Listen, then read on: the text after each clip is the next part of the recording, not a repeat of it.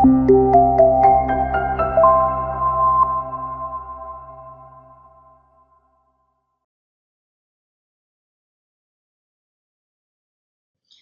datang di kurs Analisis Investasi dan Manajemen Portofolio sesi 2 modul 6 dengan topik Pasar Modal Efisien bersama saya Fitria, dosen Finance Program School of Accounting Universitas Bina Nusantara.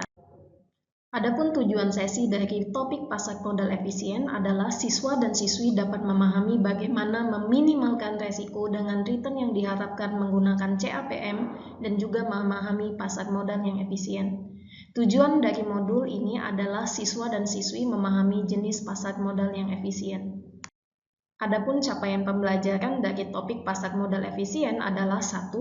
Memahami konsep pasar modal efisien. 2. Memahami jenis pasar modal efisien. 3. Memahami pentingnya pasar modal efisien. Maurice Kendall pada tahun 1953 menemukan tidak ada pola yang dapat memprediksi perubahan harga saham.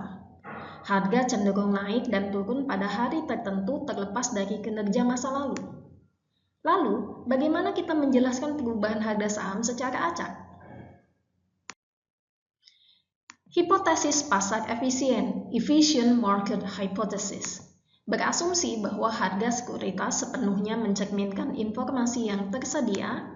Kemudian, investor yang membeli sekuritas di pasar yang efisien harus mengharapkan untuk memperoleh tingkat pengembalian equilibrium. Pada pasar modal yang efisien, harga saham harus mengikuti pergerakan acak atau random walk. Perubahan harga saham bersifat acak dan tidak dapat diprediksi. Konsekuensi yang perlu diperhatikan adalah investor cerdas bersaing untuk menemukan informasi relevan tentang saham mana yang akan dibeli atau dijual sebelum pasar menyadari informasi tersebut. Pada pasar modal yang efisien, kompetisi sebagai sumber efisiensi, di mana informasi merupakan komoditas keuangan yang paling berharga. Persaingan yang ketat memastikan harga mencerminkan informasi. Pengembalian investasi yang lebih tinggi memotivasi pengumpulan informasi. Pengembalian marginal yang kecil pada penelitian menunjukkan bahwa hanya manajer dari portofolio terbesar yang akan merasa berguna untuk secara aktif mencari informasi. Ada 3 jenis pasar modal efisien. Yang pertama, pasar bentuk lemah, menegaskan bahwa harga saham sudah mencerminkan semua informasi yang terkandung dalam sejarah harga masa lalu. Yang kedua, bentuk semi kuat, menegaskan bahwa harga saham sudah mencerminkan semua informasi yang tersedia untuk umum.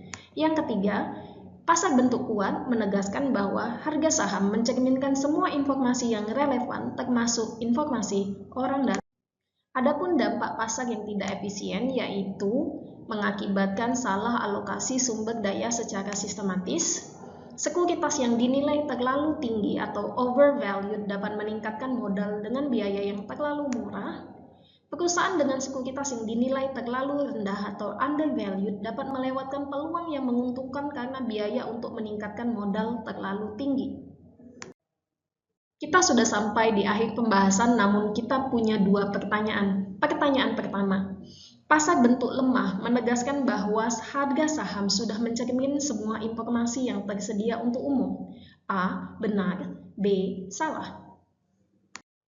Pertanyaan kedua, perusahaan dengan sekuritas yang dinilai terlalu rendah atau undervalued dapat melewatkan peluang yang menguntungkan karena biaya untuk meningkatkan modal terlalu tinggi. A. Benar. B. Salah. Kita sudah sampai di akhir sesi. Selamat belajar!